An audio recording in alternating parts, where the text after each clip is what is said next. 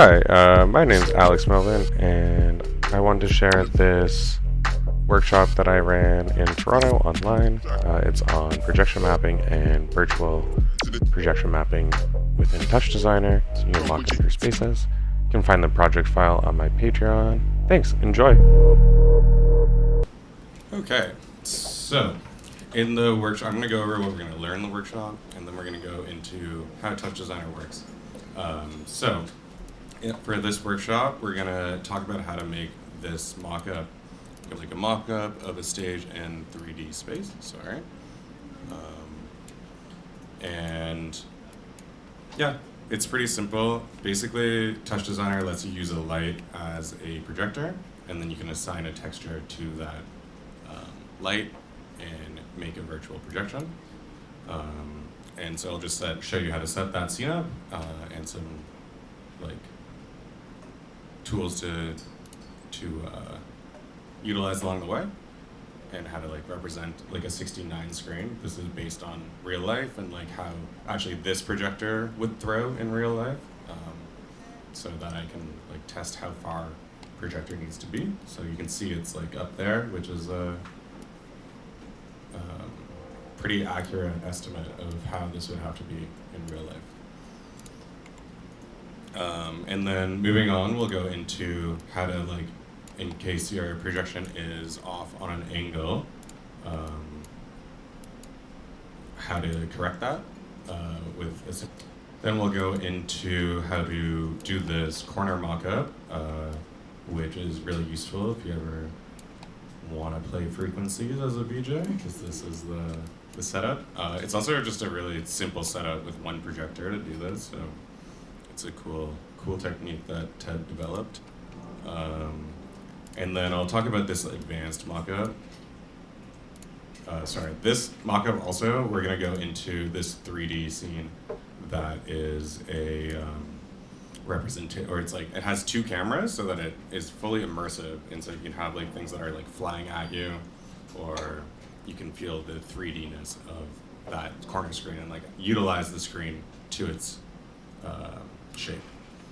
And then the last one, which we probably won't get into any tutorializing, but I'm going to talk about how Kantan Mapper works. It is Touchdesigner's kind of solution for advanced shape mapping, and some of the techniques below here.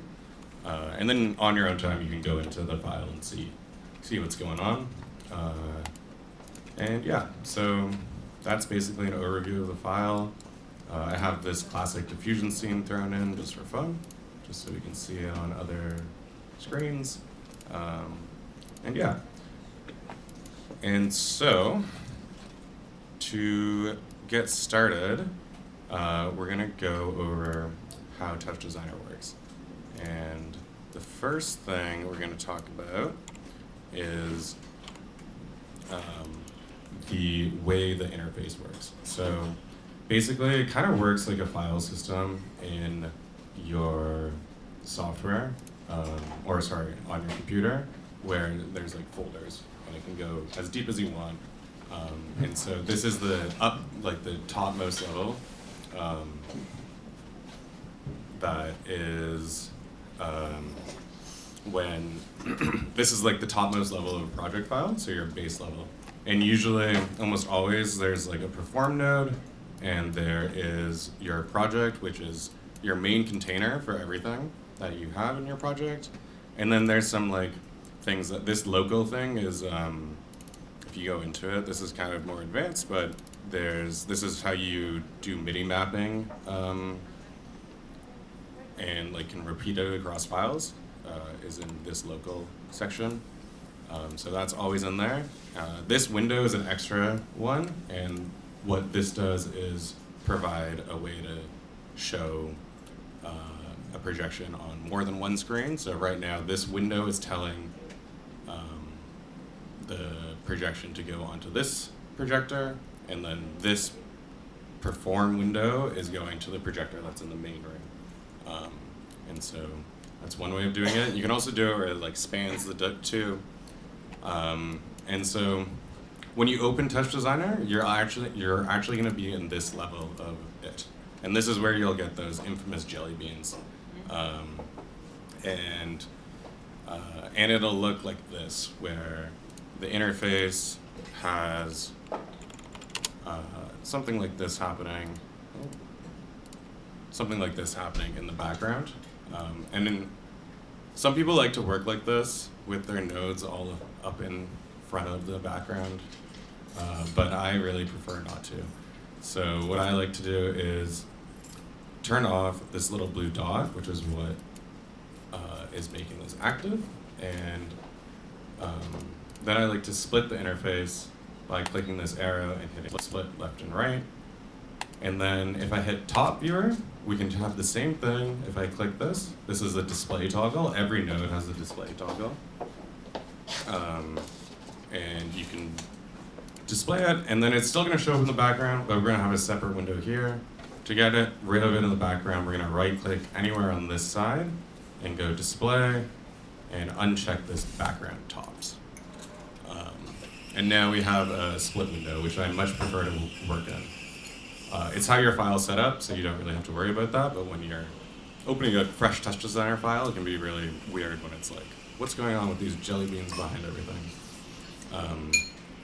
And so, yeah. And that brings us to operators. So this is what's called a top operator. And a top is based, the acronym is like texture-based operator. And so this is where you can bring in your videos, your images, generate anything 2D you can kind of think about generating within this.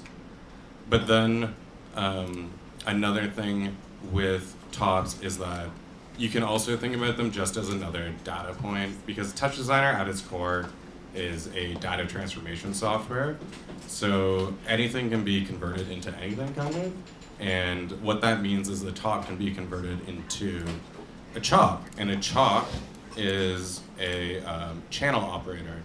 And so that's where you bring in your audio signal and your LFOs and your DMX in, DMX out.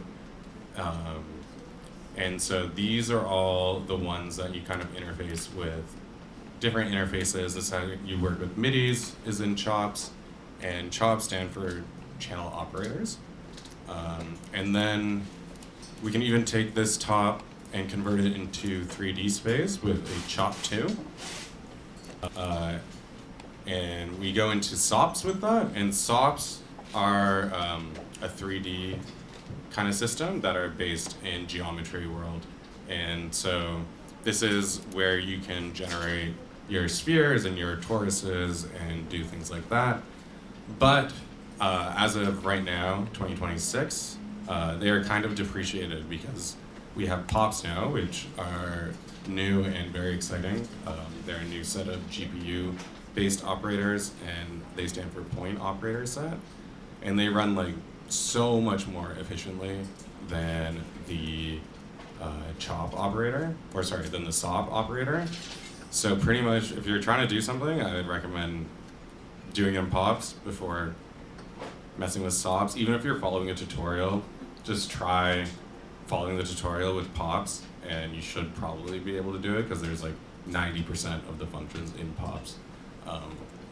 And it'll just like help you, because it really, yeah, SOPs are dead. And then we have mats, which is like materials. And so these are the materials we apply to our geometry. Then we have DATs, and DATs are how we interface with data and text and stuff. And this is more advanced for sure. And a lot of touch designers barely ever use these, myself included. But this is where like really advanced people can use Python to control the software and do all sorts of crazy things and extend it with. And that's how like people can build media pipe and all the extensions that you see with Touchdesigner, is because it's so able to be built upon, because it's really like an engine or a brain. I realized this analogy the other day, that it's kind of like a brain of a live installation, because you can have like any in and out, and then it has these nodes that kind of look like brains or like neurons when you wire them up together. Anyway, so it's like a brain, and then your projector is like your eyes, and then you have your head that's like a laser or something. And yeah, so that's one way you can think about it. And yeah, so that is almost all of them. And then we have comps, and comps are like compositions. And this is actually what our project is. It's a base file. It's actually a container file. And these are kind of special things where they can, the most simple composition is a base, and it will just hold other things for you. So Touchdesigner is your oyster. Like, you can make it do whatever you want. You can put anything anywhere and connect it together really easily. So it's really up to you how you organize it. That's it. There are like best practices. For me, when you open the project and it's the jelly beans, you're in this project window here. That is just the main thing. I suggest never having anything, like never doing your main network in there, because if you ever want to save it out as its own little component, it's going to be like annoying to kind of repackage. But right now, if you have it within something, like I have just a main base that I usually have in every project. This is like where all the main content happens. Then I can actually go in and save this out as a .tox file. And .tox files are files that are reusable across Touchdesigner. So you can build up your own repertoire of them. What I just did is open the palette, and the palette is a tool of these kind of tox files that people have built up over time. And so Derivative has a bunch of official ones we'll be using today. And then I have a bunch that I've downloaded or made. And so I have like visual tools, I have my grid for projection mapping, I have like a basic feedback, I have color wheel, all sorts of stuff. And then like have it, you know, sorted somewhat, lasers and full visuals. Some of them are really old. But as you work in Touchdesigner, it's really good to build up toxes and then think about the reusability of it, because it's such a parametric software that you really want to try to like think about how to flex that power of everything being able to be manipulated by each other. And so I think for our basic Touchdesigner intro, we're just going to create a very simple network, and I will show you kind of how to wire up operators and yeah. So the first thing is, also, sorry, I'll just stop for our newcomers. Do you guys have the project file? No. Yes. Do you have, no, you don't, okay.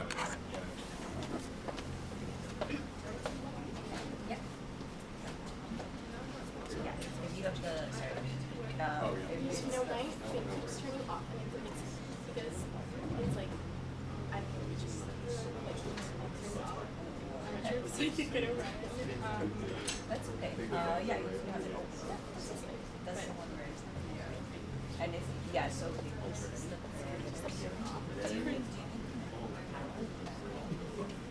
Oh yeah, it's definitely well with this surface. Yeah. There's it. Oh, that right here.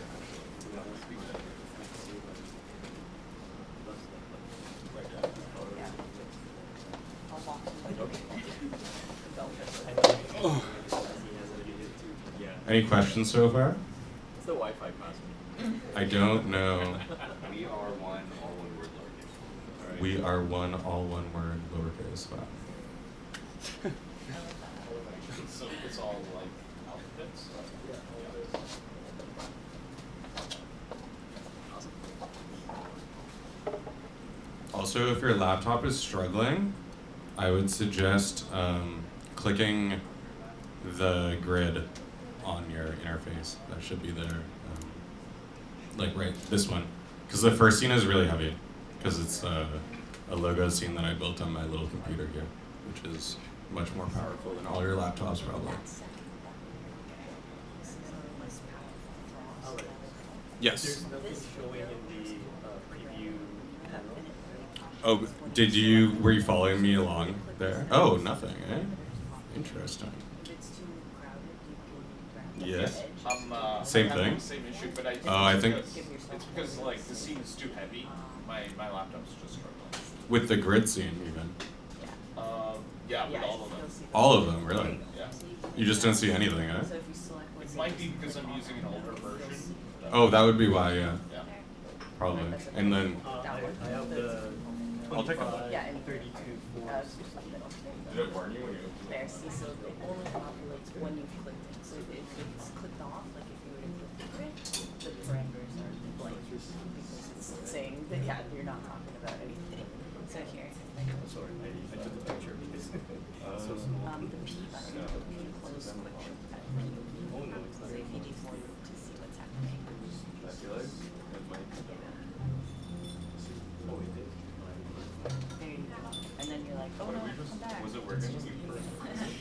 So yeah, don't worry if you're like, oh my god, how do you get here? It's like you're probably not on the node that is on. So if like the parameter doesn't match, don't panic. You just you're probably not on the same node. Let's see this. Yeah. Yeah, no worries. Touchdesigner is overwhelming. It seems like it's not. That's okay. That's okay. You know, it's not an exam. Don't worry, it doesn't count for credit.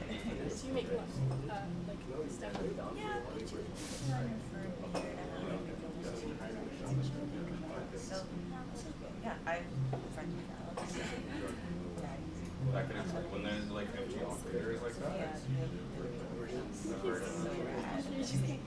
Yeah, Yeah. yeah, just let me know if you need any help. Alex and I will probably sing to you. Don't be stuck. Yeah, it can get, Well, let me know. but when you start to just absorb it, I would say don't worry about something else. Not at all. Yeah. But you caught some of what I was You're gonna talking do I did catch it. about. And then I'm going to do a sample then network. it's gonna be Yeah, okay. So does that mean like Which a is really interesting. blank canvas trying to sample and then doing something else? No, we're going to build it beside it. Skill set? I don't know. Like over to the.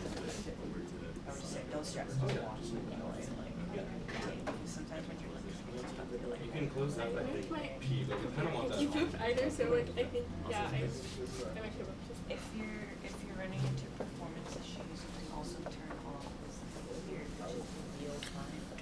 That can help reduce. You can also lower the frames rate.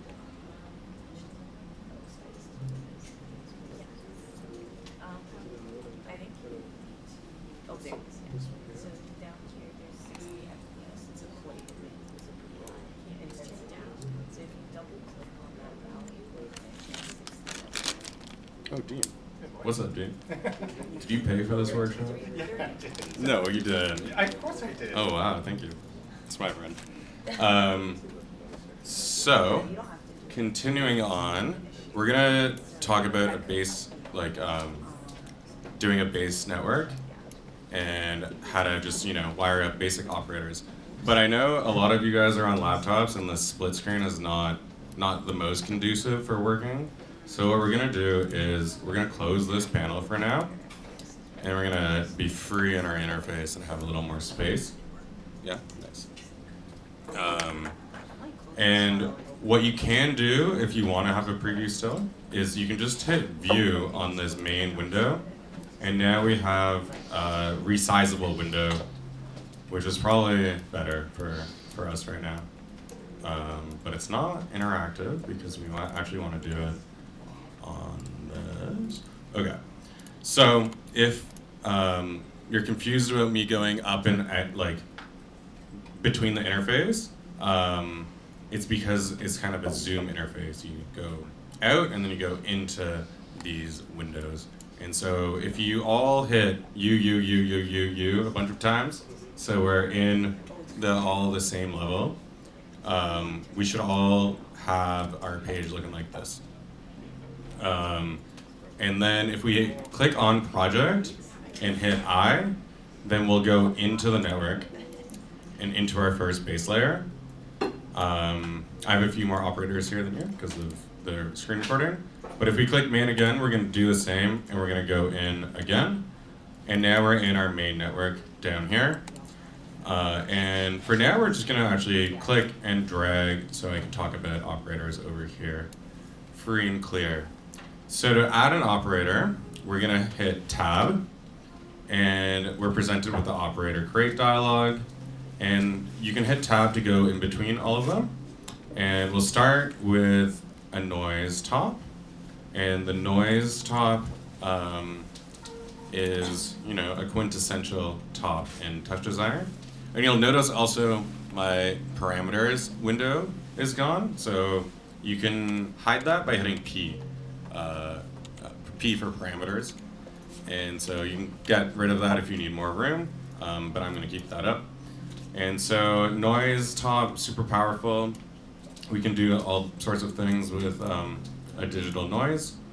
And yeah, so again, to drop operators down, tab, and then you can type it, noise, and then if it is fully functioning, you can hit enter and it'll do it automatically. Or you can just find it in your list and hit noise. And that's how you just add operators to our network. And then if you want to add another operator to the noise, we can right click on the out here and add some sort of effector. So I can do we'll do a limit top. And in the limit top, what we can do is we can quantize it and make it kind of pixelated. So if we go to quantize position and hit round, it'll now be all of a sudden a little pixelated look. And this is what I mean by data transformation, because it's all kind of the same data, it's just being transported down the chain of these nodes. And so, or most nodes have an in and an out, and we just can continually keep adding things to the chain. So I'll do an RSB to RGB, which will make it have some funky colors. And then, that's pretty cool, but then we can do a data transformation and turn this into a chop. And so turning this into a chop is going to allow us to make this into a channel operator. And now we can see this as a graph. And in this format, we can do further things to manipulate the data. We can add a splice, for example, and we can trim the length of it. Why you would want to do this, I don't know. But you can do this. And then we can actually transform it back into a texture-based operator. Oh, that's a new operator. To a texture-based operator, and we can see how our data is being manipulated. And so, yeah, so we have our network of nodes, noise, limit, RSV, and then it transforms into a top, and then we go back into a top, into a texture operator, and we get a slightly different function.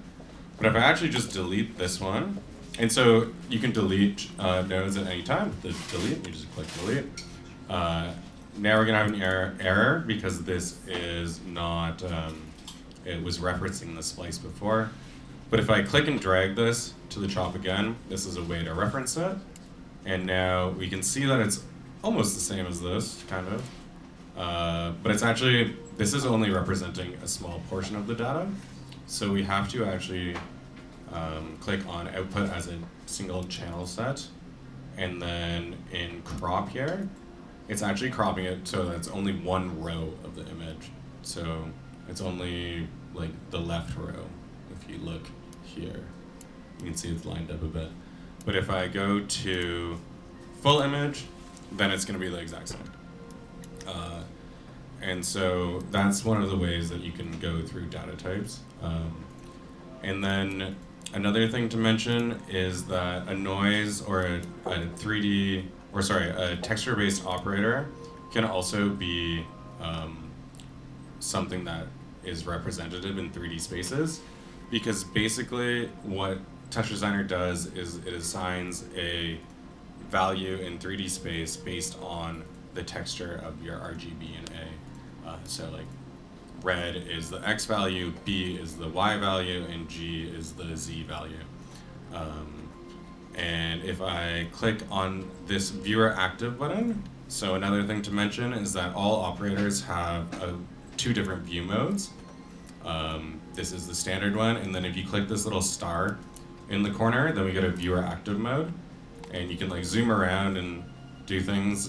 This works with every operator, and then we can also right click on it and view it as different things. So we can view it as our 4 channels, or we can see this and it says view as points.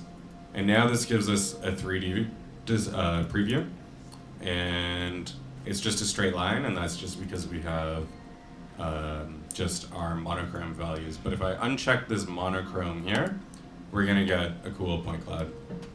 And so this is another thing to keep in mind when you're working in Touchdesigner, that these texture operators also can be manipulating 3D data. So you can transfer between our data types and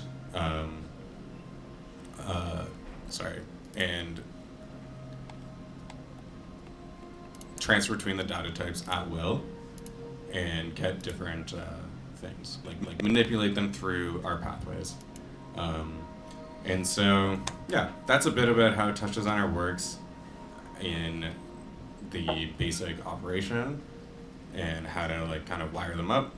You can also, there's a few operators that will take in a couple inputs. So if I do a composite, we can see that it's giving an X because it's expecting two inputs. So if I pipe in another one, now it's blending between these two. And there's all sorts of familiar with, if you know Photoshop or whatever, all sorts of graphics softwares use them. Cool. So that is the basic of Touchdesigner. And we are going to delete those. And we're going to talk about our mockup scene. And so we're going to go one more layer in. So I want to go into this basic projection scene. But before that, I'm actually going to bring our preview back. So I'm going to go you and you again to go up to the top menu. And then I'm going to right click on our project. And I'm just going to hit view, and that'll give us our separate little preview window. And I'm just going to drag it down here. And then this will be interactive as well, so that we can click around. So I'm going to go back in with, I can double click, or I can hit I, or I can actually scroll in. And then I'm going to go to our first scene, which is the basic projection scene. And we are going to rebuild it and show you how it works. And so what we are going to do actually is we are going to, whatever. Yeah, we're just going to delete everything. We are going to delete everything in here except our out. So the out is just the top that is telling us to go up a level. So if you guys delete everything except this top texture, actually we're going to keep that too, and this out texture, we're going to start from scratch. The annotations can stay. Are you in the mockups? Yes, this is the first scene in our mockup here.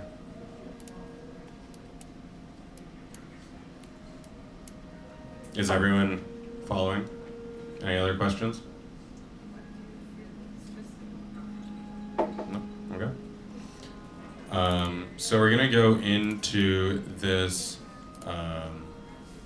basic projection scene, and we're going to make our 3D scene. And so the first thing we're going to start with is a screen, and what we're going to do is go to our pops operator, drop down a rectangle, and this will be our screen. Very exciting. And to get our values for our size, because I'm going to make it 16:9, like a typical projection would be, I'm going to go into my folder, and I have a reference for us. So this is this actual projector that is being used right now. And in Touchdesigner, the scaling size is kind of arbitrary. So it says one could mean anything. For me, I've made it mean one is like 10 centimeters, I believe. So that means our screen size is going to be 40.1 by 22.6. 40.1 by 22.6. Cool. And then we're going to just quickly render this so we have some frame of reference. So I'm going to right click on the out here and go to comp and hit geometry. And to render a 3D object in Touchdesigner, you need a geometry comp and you need a render top. So the render down here. And you'll see there's an error because the render wants a few other things. It says no camera comp found. So what we're going to do is we're going to add a camera. And now we can see that we are directly in the middle of this giant screen for what Touchdesigner thinks. So we can zoom back here and see our screen. We're going to make it interactive a little bit later. Actually, why don't we do that now? So I'll delete this camera. Sorry, guys. And we're going to grab something from the palette that is super useful called the camera viewport. And it's under tools. So if you go into the palette and then pipe down derivative, click on tools, and then go to camera viewport and click and drag and bring it into your network. Bless you. This will allow us to do that interactive drag and drop. There's just a couple things we have to set up, which is super simple. So the camera viewport wants our to be pointed to our top, which is this, so we can click and drag that and bring it into our render. And then it needs to know what our panel comp is, and that is our main project window, which is this panel over here. So you can actually see it has just this / project 1. So I believe if I type in that project 1, it should update. Project 1, I think it worked.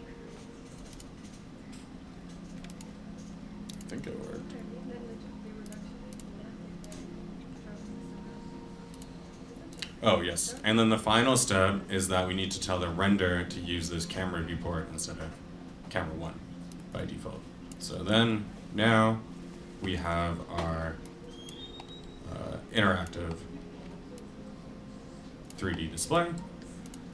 You can also visualize your geometry in the geometry viewer. If we go back to our interface and go to the top right and do split left and right, and then click this and click the geometry viewer, we can also see our 3D space here. And that can be useful when you're working on complex scenes. But I kind of like it in the rendered view already, so I'm going to close this down for now.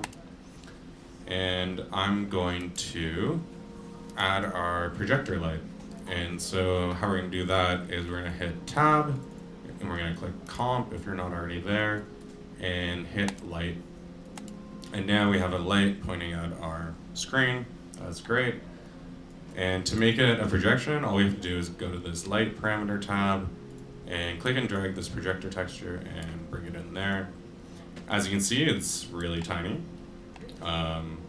And so you can control that with the projector angle. And this, you can imagine kind of like your throw ratio.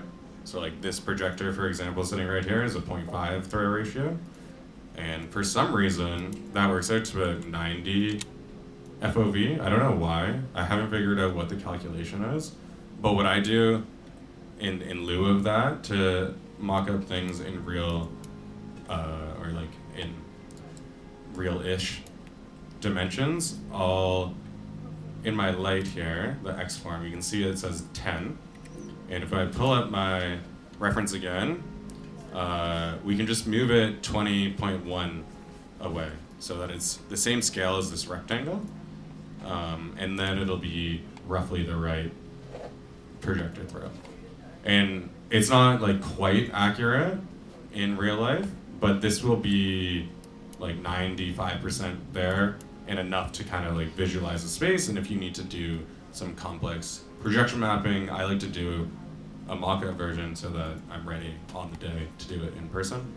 And that's kind of the secret behind the projection mapping. It's pretty easy. You just do the light as that, and then I think it's important to try to keep things at scale so that you know like your projector throw and everything.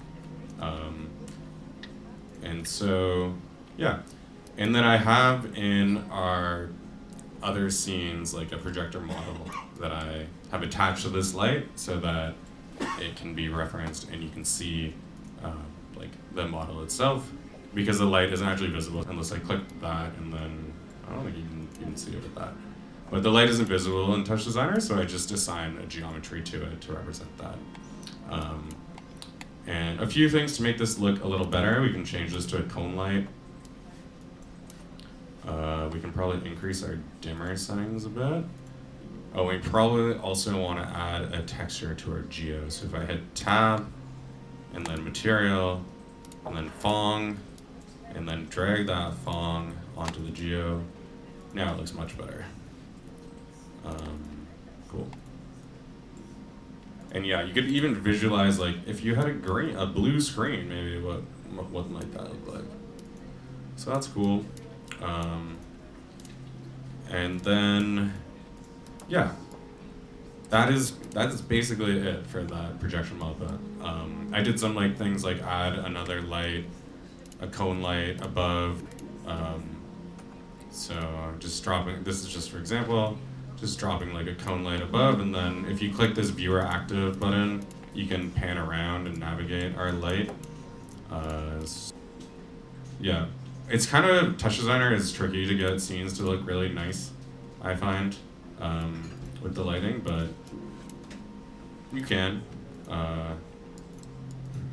It's not looking very nice right now, that's for sure.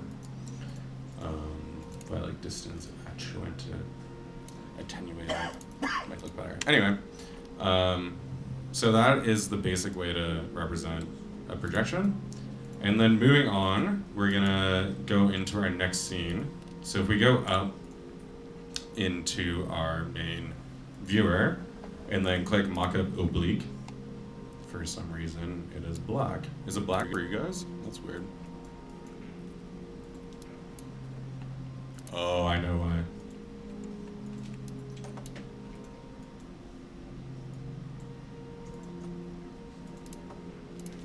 All the scenes are black now.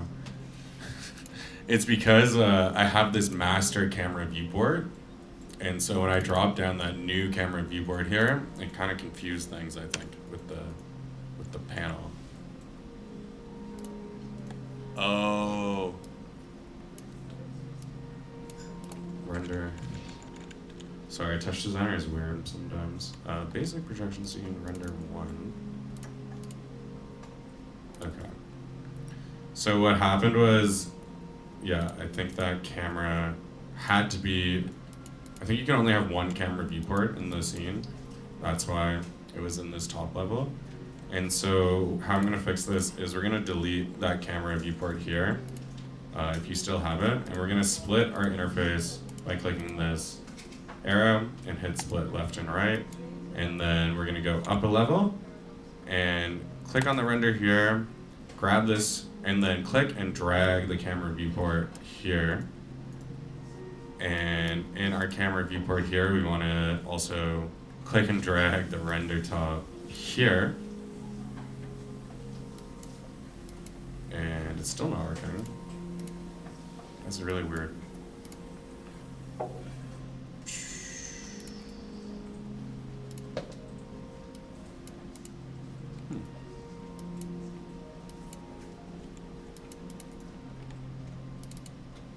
Technical difficulties, standing by.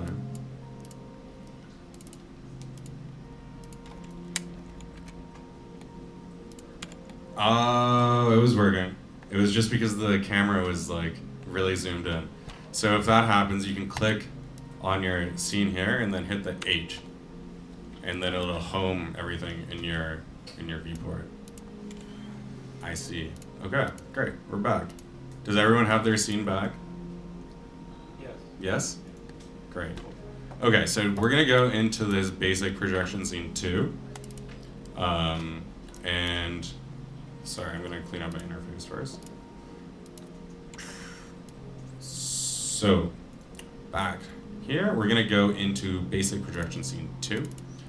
And make sure to click on it down here. Could have made that interface a bit bigger. I was working on my big monitor at home. And for here, what we're gonna do is show you how to work with the tool called Stoner, which is how to remap a projection. And so what's really great about visualizing projections like this is that, you know, in a lot of spaces, sometimes you don't have the luxury of like putting the projector in the perfect space.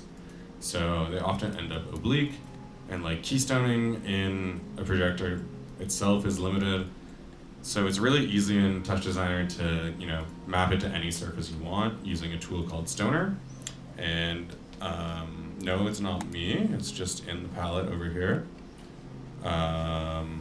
So we go to mapping over here and hit and grab our Stoner tool and drag it into our window. And then we're just gonna grab this in here, which is our texture. We're gonna pipe it into the top one, or sorry, the only one, and take this and pipe it in here. And click on Stoner, then open the Stoner window, and we are presented with a nice keystoning and grid warping situation. So you can do, oh, froze. And yeah, this is a really good way to, you know, remap any kind of shape you want. If it's a basic, like one object. Oh my god, my foot just, like my whole leg just fell asleep. Sorry, how do you open that window first off? Oh, you just, you click on the component here, and then you hit open Stoner window.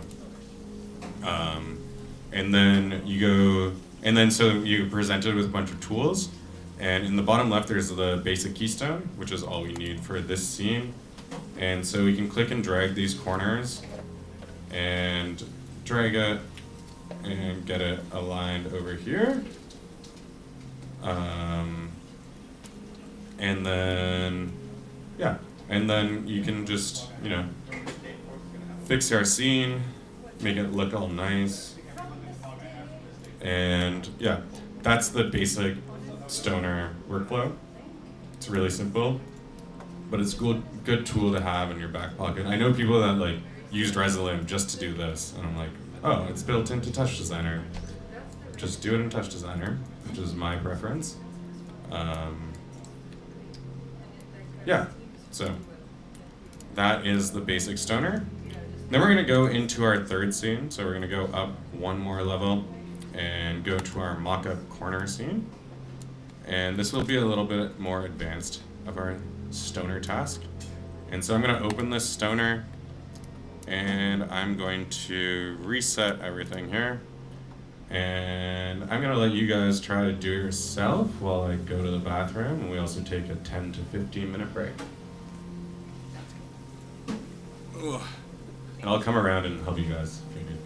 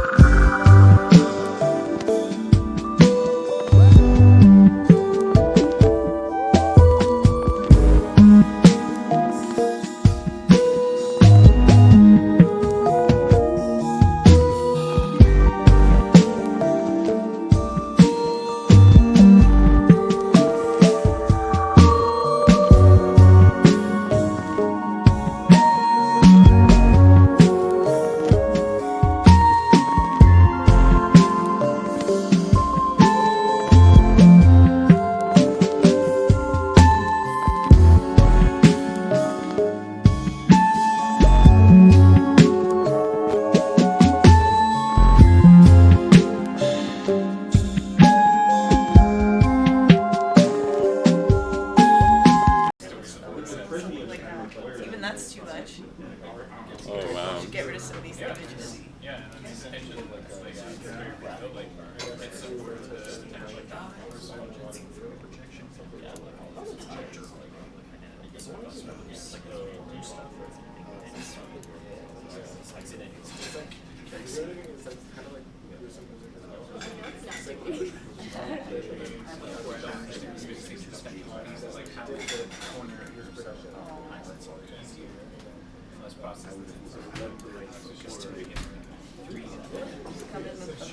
Okay. Are we all ready to continue on? Yes? No? Maybe? So? All right. So, let's, now we're going to talk about building one of these scenes for this corner setup. And so, we're going to go back up to our main level, and how I've structured this file is basically we have our 4 mockups here, and we have our content or our scenes that we're switching between over here. And they just flow into each other. This blinker is just activated when I click one of these. It'll go and blink. Sorry, it'll blink. Oh, I'm clicking the wrong button. It'll blink black just as a quick transition. Anyway, we're going to go into our 3D scene for immersion and check it out for a moment. And so when we're in this scene, you can see it's set up, and the trick is, oh, it's also responding to my audio right now, which is great. If I speak louder, actually maybe I'll go and make it work better. If I go up a level and then go up one more level, I'm going to go to my audio source over here and double click that. And this is my audio reactivity setup, which actually is fixed in your software to be working. Okay, there we go. Now we got our temporary software and my voice is reacting to it. Sorry, our temporary song over here. I think the autosave just kicked in. I also didn't talk about this section over here yet. So this is kind of my utilities. You guys just have this audio one. This is an audio component talks that I've built out, and it uses the audio analysis tool, which you can grab from the palette in tools and drop that down. And this will analyze your audio and give you some useful parameters like your kick and your snare and your rhythm, and then your low, mid, and high channel. My first bass note was on this, which is actually on YouTube, so if you guys want, you can look at that. Because that was what the first one was about. Anyway, and then we also have this autosave, which is saving every 5 minutes. Touchdesigner does not have a built-in one. And then we have this reset please, which is built by Function Store. And this is to reset feedback loops or parameters. I think also for some reason it saves every time I do that. I don't know why, but I don't hate that, so we leave it. And then I have an NDI screen recording set up, my camera input, so that when I'm recording this, there's the camera input for sharing later. And then I have this UI overlay, which is like one of the first times I've built a UI overlay, and it's kind of weird, but it's really cool and not that hard. So if you guys are liking that, it's fun to build out. Okay, and so now that our audio is working, I bet you your audio is working better than mine, because I think I fixed the file. Is that true? It should be temporary audio. It's doing something. It's obvious. It's like it's getting it from my Okay, great. It's doing something. Doing something. If you go to the audio, you can also turn on the temp here, and then it should be like a temporary audio song, like the default Touchdesigner one, instead of your microphone. Okay, so we're gonna go into main, and then we're gonna go back into this 3D scene for immersion. And so the magic behind the scene is that we have 2 cameras that are directly in the center, and they are rotated 90 degrees. So if I split our Touchdesigner window left and right, and then I'm going to close this for a moment, and then I will view my geometry viewer. And so you can see we have these two things in the middle. These are our cameras. And if I click them, they'll be highlighted. And they're just being orbited by this kind of simple sphere noise ball. And then it's interesting that the FOV angle is actually the exact same as our projector angle. I don't know if that is lucky or not, but basically I set yeah, okay. So we're gonna rebuild this scene. So what I'm gonna do is grab this out and just drag it down there. I'm gonna leave our audio chops over here, and so we're just gonna delete everything in between that. So if you click and right click and drag, you can select everything. Or I don't know, on a Mac, yeah, shift and click and drag will select everything. And then just hit delete. And so what we're gonna do is set up our scene. And the first thing we're gonna do is just drop down a sphere pop. So we're gonna go to the pops menu and hit sphere, enter that. And we're just gonna make it a little bigger because I know it should be a little bigger, like 10. And we're gonna go into a noise right away. And if I click on this viewer active, like I was saying, every operator set has this. And if it's a 3D operator set, it's gonna be a different set of options than like the tops operator. So I can right click on it, and pops actually have an insane amount of information. Like, you know, really into the weeds with pops. Adaptive homing is super annoying. I'm gonna turn that off. And I wanted to just view this as a wireframe. So yeah, I can just hit W. I don't know where it is in that menu. But you can click on it and hit W, and you get a wireframe. And now we can see our noise working a little more. I'm just gonna increase that amplitude. Another advantage of pops versus sobs is the noise was almost like unworkable with in the sobs, that it would cause your CPU to just like fry. But in pops, because it's all GPU based, it runs great. And so that is amazing. And so with this noise, we're gonna just make it a little audio reactive. And how to do that is if I go to the transform tab over here, and we have these different translate parameters. So this is X over here, and this is Y. And this is translating our generated noise through 3D space. So as you can see, it's not really, it doesn't look like it's moving to the left or right really, but it is. Like the noise itself is being shifted, if you can visualize that. And then I like to translate on the 4D action. So this is another parameter that is nice about noise, is that you get a fourth dimension to work with. And what you can do to make it audio reactive is grab one of these chops over here, our select 4, which is referencing our audio talks I showed you guys just a moment ago. And if what the proper thing to do is make it null when you're making a reference in case you want to manipulate the data further. And if you do Alt-N, you can make it null. On Mac, I don't know what that is. Probably the same?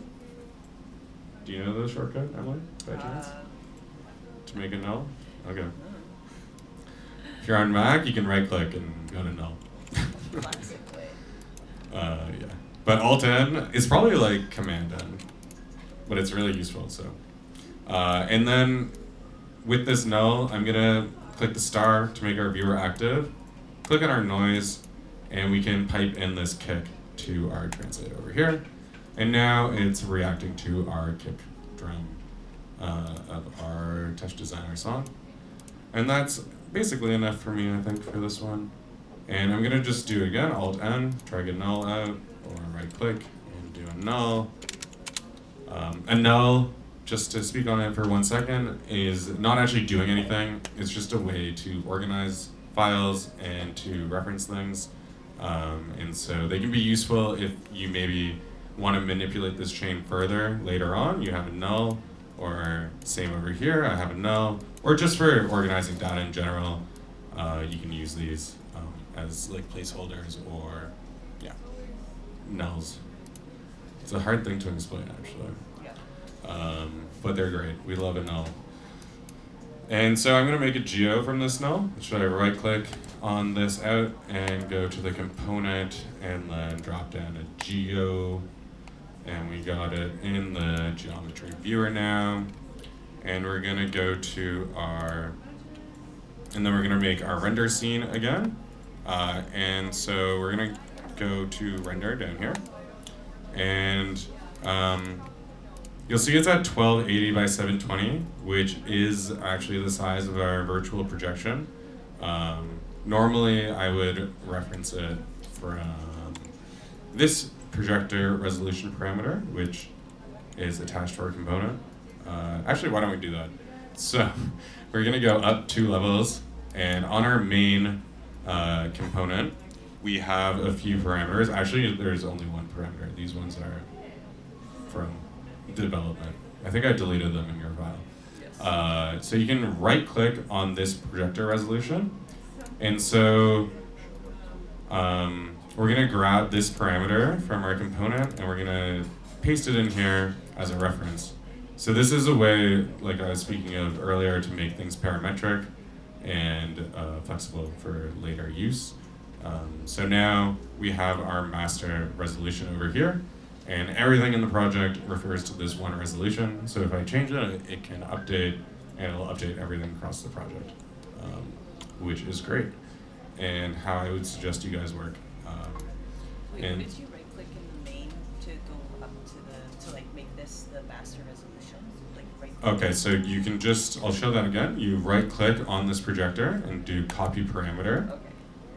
and then go in twice, Yep. and then paste reference. Paste right. You can also, like, Touchdesigner, all of these parameters are Python addressable, so you can actually just, like, reference things if you can remember code well, if your brain is like that. Like, this one I could probably remember. I've done it so many times. Anyway, everything is actually just, like, type it. You can just type it in, was the point. So we have our one render, but if we look at our scene again, which I will go to, oh, we can't look at our scene because it's gone. Oh, we can. If I go to our panel and go to the project one, we have our corner. We don't see anything because our render is blank, but you can see that there's 2 sides to our screen. And so that's kind of what I'm going to do here. I'm going to break up our render into 2 sides. And so this 1280, to get the half, I'm just going to divide it by 2. Which is another great thing we can do with references, is we can do basic arithmetic or advanced arithmetic in this. Like I can do an exponent if I do that, I think. I don't know what that function does, but you can do all sorts of crazy stuff directly in your parameter, So now we have this 640 by 720 window, which will fit perfectly on half our projection. And we're going to add a camera for that one. So we're going to go tab and drop that down. And you'll see it's at the 5 translate value. We're just going to 0 that out so it's directly in the middle.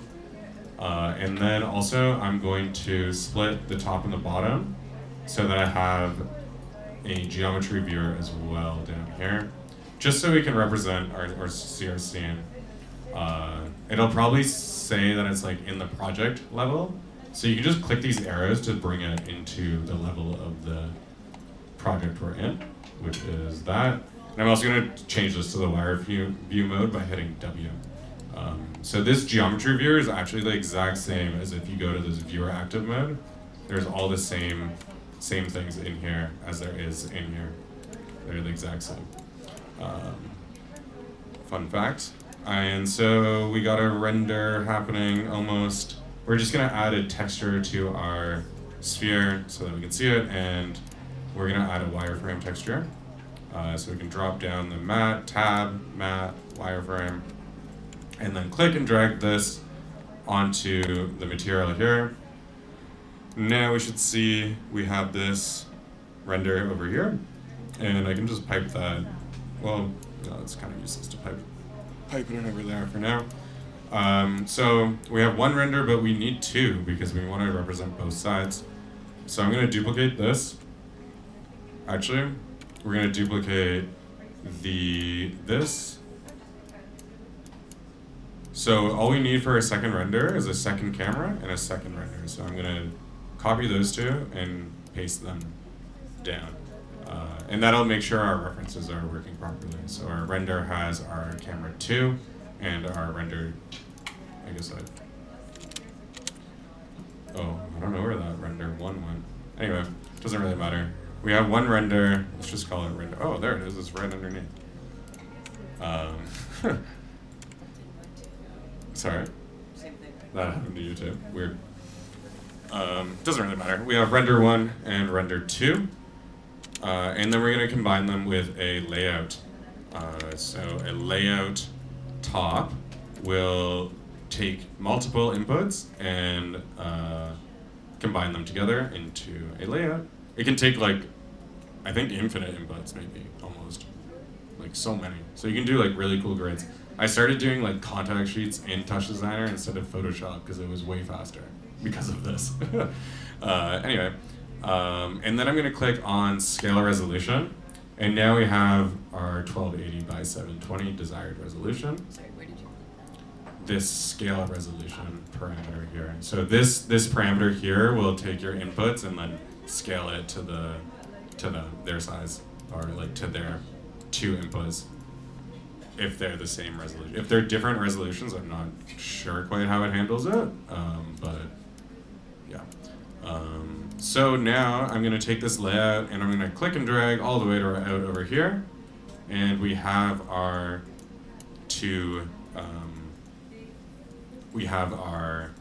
double render. But you can see it's not actually working right now the way we want because there's these lines over here. So that means that our cameras are not quite aligned. And because our cameras need to be basically, you imagine this screen as the screen is a corner, so we want our cameras to be facing like 90 degrees from each other because we're doing a virtual, as if you're standing in the middle of the screen, how it would work.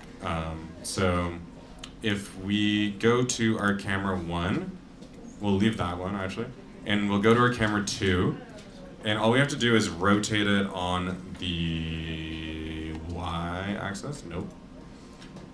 The z-axis. Nope. That's weird.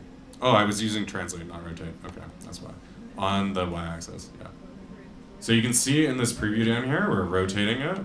And then if it's 90 degrees, now we are in good shape.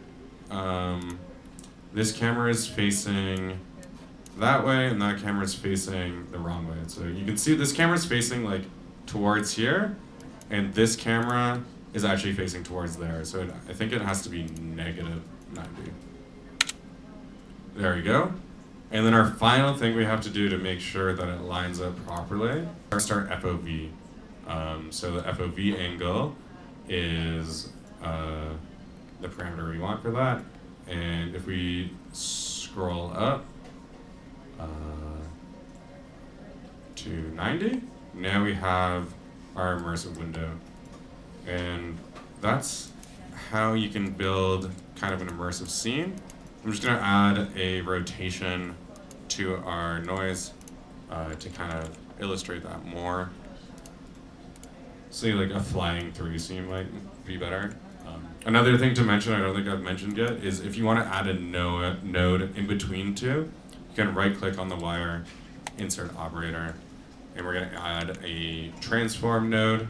And in the transform, we're going to just pipe this kick into our rotate here, and we're gonna multiply this kick by like 30, because rotational values are 360.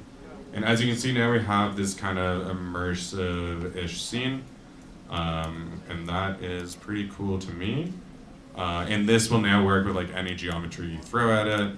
You can go crazy with the noise, like go like that, and you can see it's just like perfectly in our space. Like particle scenes look really cool like this.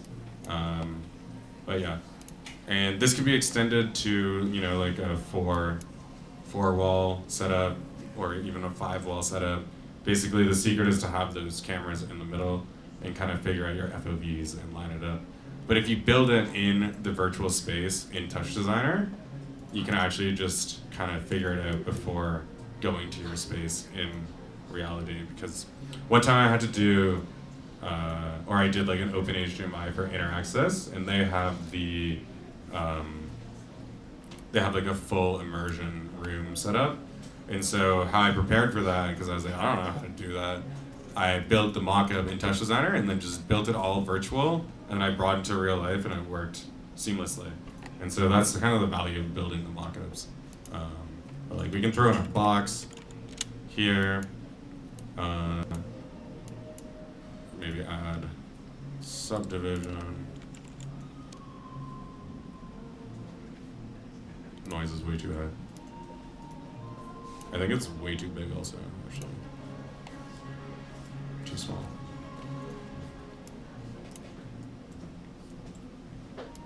Yeah, and that's kind of the immersion technique. Does anyone have questions about that? Nope. Nope. Cool. Oh wow, we're doing great for time. Usually I'm running out. Okay, moving on, we are going to talk about, well, maybe let's play with this scene a little more since we have it set up, actually, and we have a bit of time.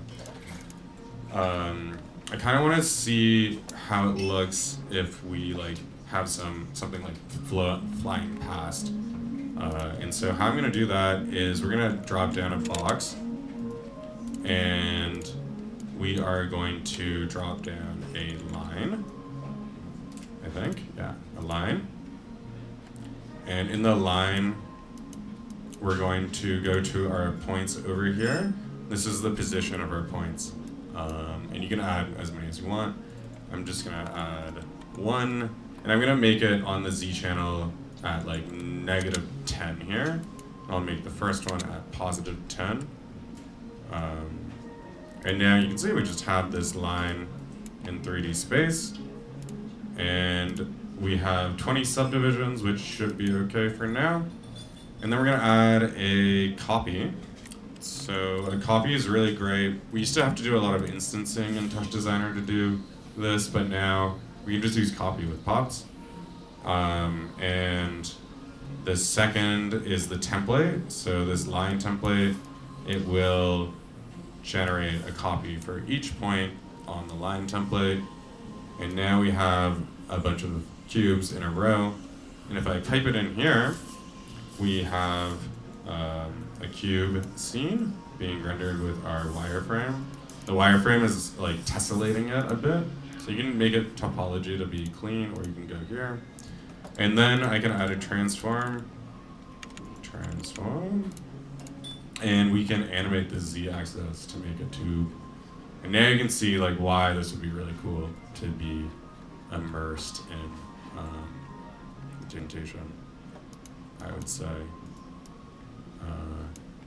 And to make that loop, that's the tricky part. We're gonna take this select over here, and if I middle click on my mouse, we can create a new chain. And we're going to add a limit.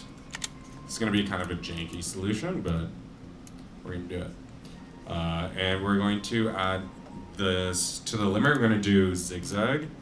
And so now what zigzag does is it goes between these two values, the minimum and maximum.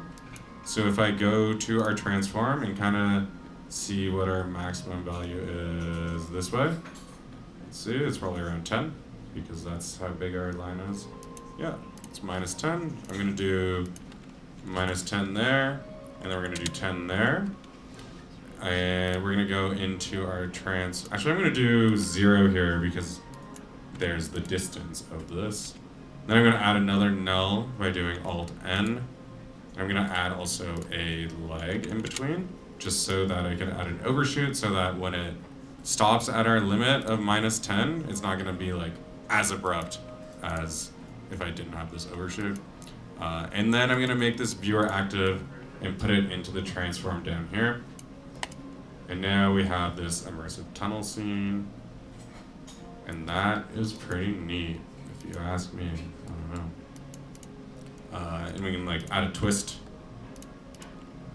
over here. That's the wrong. If we add it on the Z.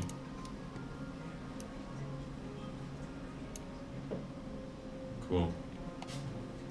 So it's really cool to have this easy kind of immersion playground. You can see it works really well. Yeah, and I'll do like full. You can do this method with like extensions called like RayTK. So I'll have infinite scenes that kind of can do this forever. I mean, you can do that with Touchdesigner too, but yeah, it's pretty neat. And then I guess our final thing we're gonna go into is, we have two more things. We're gonna go, I'm gonna talk about how to do this advanced mockup with Kantan Mapper.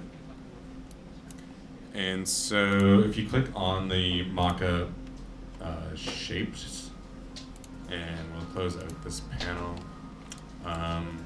Then let's go into our mockup over here, our advanced projection scene. And so I'm just going to kind of go over an overview. I'm not going to tutorialize this one.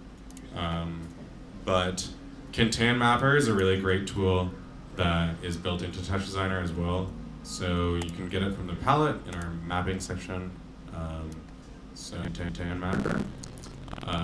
And what it does is it allows you to draw shapes and generate maps. So this is how you can map kind of anything you want by tracing. And it's actually even better when you have when in real life, because you can preview it and toggle the output, and then as you can see you have these like measuring lines on our second output, so that when you're in real life and your projection is like, I don't know, throwing in the middle of nowhere and it's like all oblique and whatever, it's actually really great that you can see this and lock down where to go. Yeah, and so it's a kind of a buggy tool at times, but it does work well once you get it down. This is like a Bezier shape method. If you're familiar with Illustrator or any kind of thing that you can draw these tools, you can draw the shapes. And it's basically trace to win. You can use squares, and you can like grid warp them. You can do everything you can do in Stoner within the individual shapes in Kantan. And then you can edit all your textures and really like get them pixel perfect. And how you assign a texture is you grab this shape and then you grab whatever top you want, and now we have that texture on our shape. Obviously it's not right.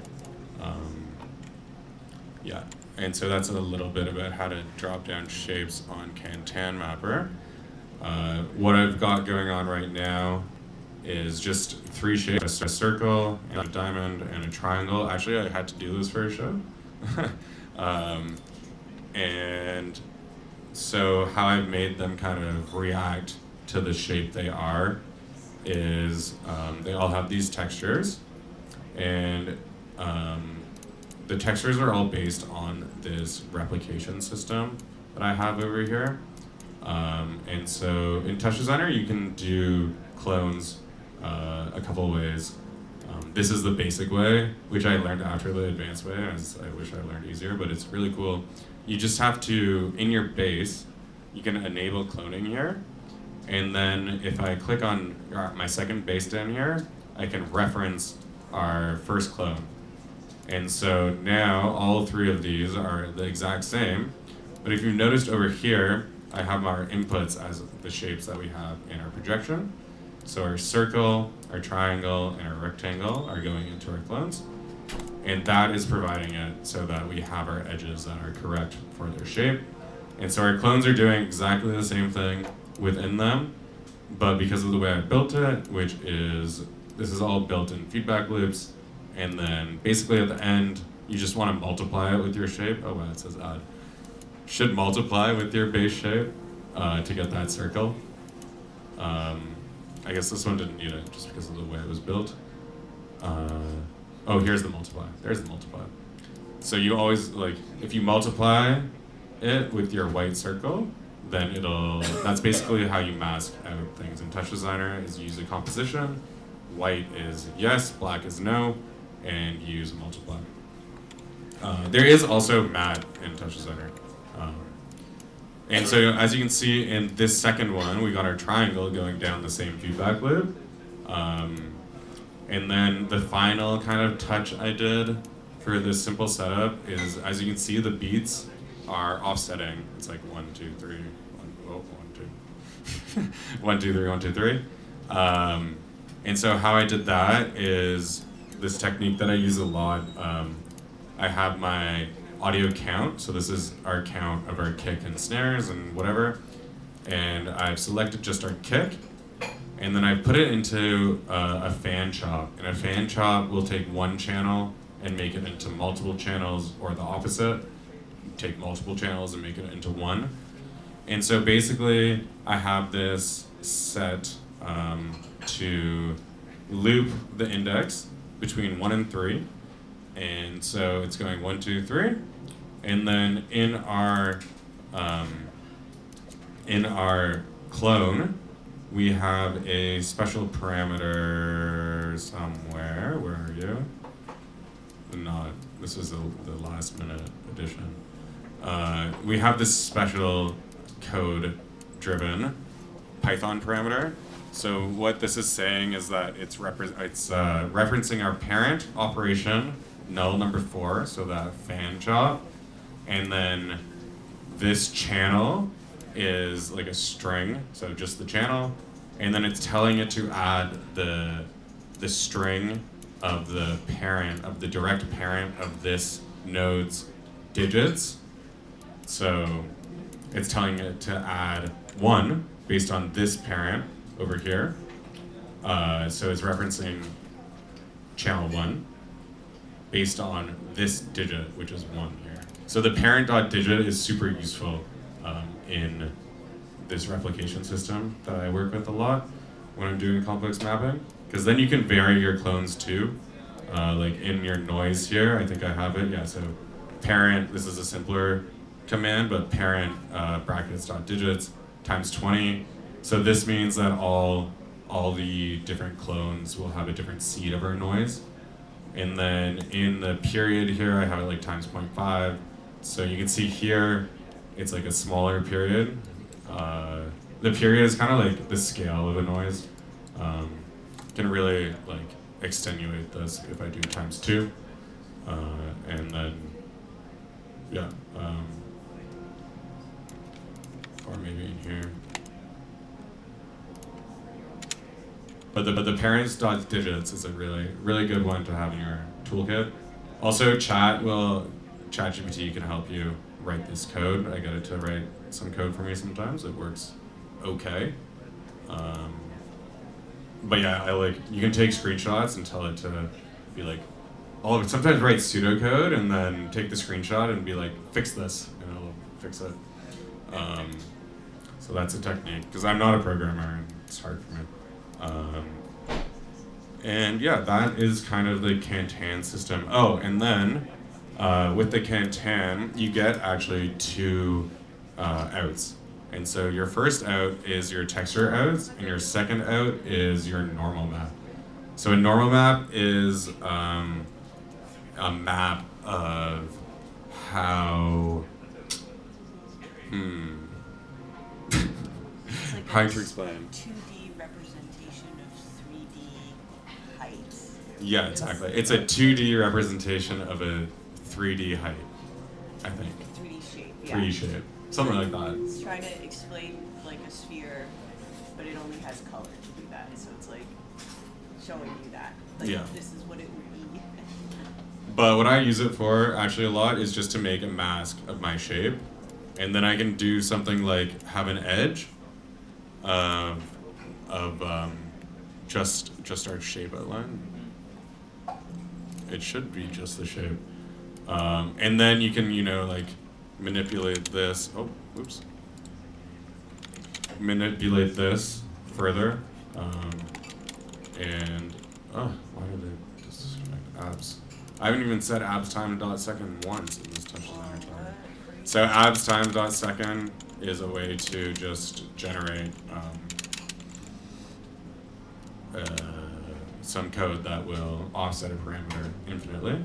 So now we kind of have an edge trace if I add this into our projector comp over here. Ooh. And so that's another way that you can work with the Kantan Mapper to make cool things. So usually what I'll do is have, ooh, nice.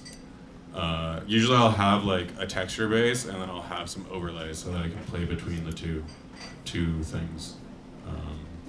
Yeah, and then it's the exact same, like this final texture out is our light texture over here. And so, yeah, if you wanted to try it out yourself, you just want to start with a Kantan Mapper and then go into a texture, go into our light, and you'll be able to do the same thing. And you have this project file now, so you can refer to it as well. And the last thing I'm going to do is open up my VJ file. Or wait, before I do that, does anyone have questions about mapping in general? I think just like on this project, like where you have the 3 audio triggers like all sharing the same, is it easy enough like processing wise, or is it worse if you're taking like 3 separate microphone feeds in? Because I saw that you could bring in like different audio sources. Right. Processing wise, chops are actually the most CPU intensive processors, and audio, if you're only using it for reactivity, it's probably fine. But if you want to like record the audio out with multiple inputs, it can get a little dicey. Multiple inputs in would be fine. Would be great. I have 2 inputs going right now. Like it's working with an audio file in and my voice. So it does work well. You'll notice if you're like previewing the audio, you can do like an audio device out and then have it like play on the speakers or whatever. Oh, I think there's no, I think the projector's muted. But you can have it play, oh wait, the volume's at 0. There we go. Anyway, it's feeding back into the mic now. Okay, so this is. So yeah, it's not gonna, you can't make it sound good, but it is, audio's tricky to work with, but it is made for working with it in Touchdesigner. I don't know that much about audio, so I don't know the best practices. But yeah, it's easy to do lots of inputs to generate visuals. Yeah, because I'm just thinking of reactivity, like audio would be off-board somewhere else, but coming in to be reactive by shape. Yeah, I really want to set up like a Ableton Live Link system too, where you get like all the stems and then manipulate it, whatever. I've thought about like getting a guitar, like a set like the solo guitar as that, and just getting his feed separately, and then So the world is your oyster, really. You can do whatever you want. It's what that like Touchdesigner is made for as many inputs as you want. Like right now, I have 2 capture cards. I have a webcam. I have the sound. I have 2 projectors. It's like I've used lasers at the same time. I have a MIDI. It's great. It's the best. Any other mapping questions in general? Yep. Yeah, so right now we're just simulating into virtual space, but what if you're done simulating into virtual space and you want to actually use like a physical projector to, map the same scene onto like, a projector? So generally, you'll have to retrace everything. Yeah.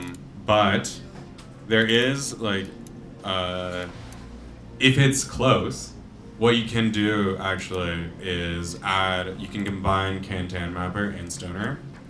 And sometimes when like projectors have gotten knocked before, I've thrown in a Stoner to fix it. And then you can, remap your Kantan Mapper with Stoner to correct it. And like Stoner, you can do grid warps as detailed as possible. So like, there's been shows before where the projector keeps getting knocked and I just like keep fixing it to a certain point until like 1 a.m. and I'm like, fuck it. But yeah, then you can really, get in really detailed. Like this is, you know, when you can take an image of your space too and then map it exactly right. Like you really got to get in and like go very detailed with that. There is also this Cam Schnapper tool. The names are so funny for this. And Cam Schnapper is really, really cool. What it does is you have a geometry SOP, and then you can basically have like 7 key points or whatever, and then this tool will automatically snap the geometry for you without, it's like a automatic kind of situation. I did actually one time do like a virtual setup to follow a tutorial because I didn't even own projectors at the time, and it was really cool, but I forgot how to use it. But I would look into this. There's like a good like hour-long tutorial on YouTube by some man on the Cam Schnapper. But this is a good tool for like a really complex 3D model. You can use like Polycam to scan your model or your object and then bring it in, and then bring it into Cam Schnapper and then have it all synced up. That's what I really want to do, because like tracing works, but sometimes it takes hours, which is not ideal in a live setting. Hey Mika. Any other questions on the mapping front? Maybe you want to show them the perform pane window, because it's like. Oh, in the Kantan Mapper? Okay, yeah, sure. Okay, so wait, I'm just going to drop down a new Kantan map. And now it's blank. And so if I open this window here, okay, this is gonna get confusing. So we have this projector is being, my monitor is being screen recorded and projected on this projector. So what I'm gonna do actually, because in Kantan Mapper, you have these Windows options, and this projector is display 1. So if I do display 1, then I can actually open our output of this window on this projector. So that's this black. So this is how you do it in real life. And you can see these guides for you. And so like when you're in real life, actually it's really good because you can like really, get in that corner of that object and figure out where to go. And then as I drag it here, we'll see it pop up. We should see it pop up on our virtual projection. Oh, that's fine. And now you can see it on our virtual projection. But it's in our real projection too. Does that make sense? Yes? Yes, I mean, the perform window is important. Oh, just perform window in general. Yeah, but this is okay. too. Well, I was gonna open up my VJ file as the final thing, and then I'll talk about the perform window, which I don't actually use. So great. I'm going to save this recording.